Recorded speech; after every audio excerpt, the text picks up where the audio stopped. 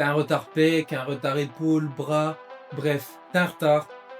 Tu penses que c'est une fatalité, que tu pourras jamais progresser dessus, mais regarde cette vidéo, il y a de grandes chances que tu fais une de ces erreurs. Donc, pour penser que tu as un point faible, déjà, il faut que tu sois pas débutant. Parce que si tu es débutant, t'as pas de point faible, entre guillemets. Car au final, peut-être tout a un point faible. Bon, je sais pas si tu apprécies d'entendre ça.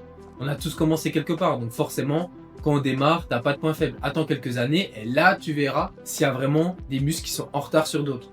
Donc là, il faut comprendre ce qu'est un point faible. Donc généralement, c'est dû souvent à ta technique d'exécution, au volume pas suffisant sur ce muscle, ou à une mauvaise programmation, peut-être l'agencement des exercices ou des mauvais exercices justement. Pour une mauvaise technique, je peux te prendre le classique, le curl. Au final, quand tu le fais, tu tends pas les bras, tu viens t'aider des hanches, donc tu mets un coup de bassin. Donc au final, pour qu'un muscle y grossisse, c'est quoi? C'est simple, il faut qu'il s'étire et qu'il se contracte. Donc chercher le plus d'amplitude possible sur ce muscle. Et donc là au final, si tu tends pas le bras, tu réduis beaucoup d'amplitude. Si tu mets de l'élan, le mouvement qui est initié, c'est pas dû à la contraction de ton biceps, mais grâce à l'inertie. Donc tu perds énormément de stimulus sur le muscle ciblé. Parce que faut toujours que tu comprennes que la charge, c'est juste un outil pour progresser. Même chose pour les pecs, quand tu fais tes mouvements de développer, tu viens pas rétracter les omoplates, ton épaule part en avant, tu as les épaules levées, et c'est la même chose. Peut-être tu soulèveras beaucoup et au final, le stimulus sur tes pecs ne sera pas énorme. Ce que les études montrent le plus, c'est qu'avoir un volume élevé sur tes muscles faibles, c'est ce qui sera le plus pertinent, mais aussi surtout l'agencement.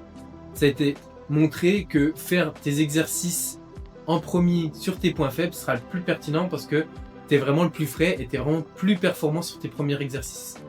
Donc, va faire un volume assez élevé, donc peut-être 10 à 20 séries sur ton point faible et va les mettre en premier dans ta programmation et là tu verras un bon changement.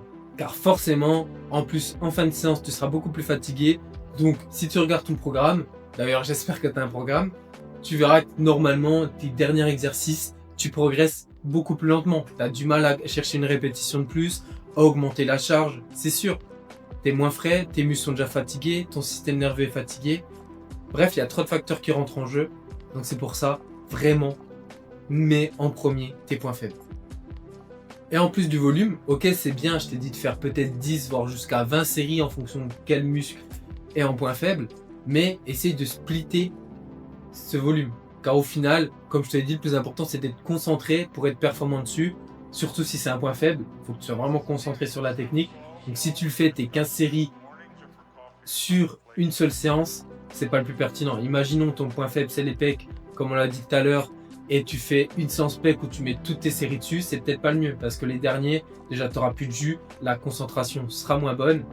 Donc vraiment split en deux, fais par exemple 2 fois 7 séries et là au moins tu seras frais et plus performant. Un point qui peut être intéressant, c'est aussi de travailler en unilatéral. Forcément pas sur tous les exercices, ça peut être plus compliqué. Le message nerveux que tu envoies du coup au final, il n'est pas splitté vu qu'il n'y aura que sur un seul membre. Donc tu es potentiellement plus fort et plus concentré. Toujours la même chose qu'on va rechercher. Donc, je te conseille de le faire.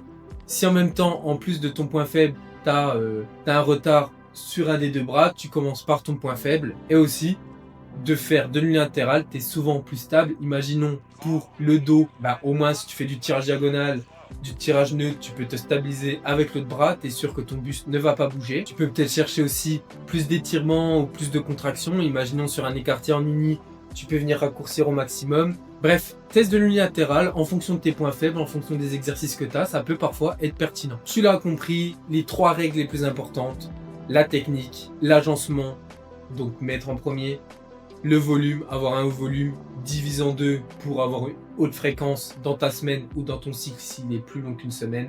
Et en bonus, l'unilatéral qui peut être intéressant sur certains exercices et certains muscles. Et si tu m'as écouté jusque là déjà, merci beaucoup, j'espère que cette vidéo t'a été utile. N'hésite pas à t'abonner, à liker. Et pour te remercier d'avoir écouté toute la vidéo, je t'offre une consultation pour peut-être discuter de ton programme, savoir s'il est pertinent, cohérent par rapport à tes objectifs. je pourrais peut-être t'aider autour. Si tu as des questions, tu pourras me les poser pendant cet appel. Donc n'hésite pas. Et si jamais, tu l'auras compris, je suis coach à côté. Donc viens me contacter sur Instagram si tu veux en savoir plus sur mon coaching et les dizaines de personnes que j'ai déjà transformées. Et on se retrouve pour une prochaine vidéo. Merci de m'avoir écouté. Ciao!